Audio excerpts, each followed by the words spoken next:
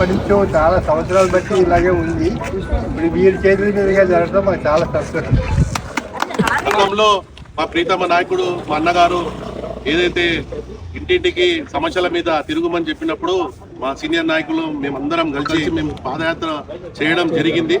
అయితే ఈ మారుతి నగర్ లో 2 months బ్యాక్ మేము వచ్చి ఈ సమస్యల మీద తిరగడం జరిగింది. ఆ రోజు మరి ఇక్కడ ముఖ్యంగా మరి ఇప్పుడు కూడా మాకు ఈ పరిష్కారం కావాలని చెప్పి వాళ్ళు కోరారు.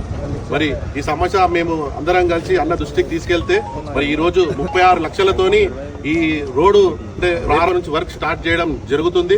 మరి ఇది కేవలం మన మాటిస్తే మాట తప్పని నాయకుడు మా హనుమంత్ అన్న ఖచ్చితంగా వర్క్ చేపించడం జరుగుతుంది. ఎందుకంటే ప్రభుత్వంలో మేము ఉన్నాం, అన్నగారు కూడా నిధులు తెచ్చి ఈ వర్క్లన్నీ చేపించడం జరుగుతుంది.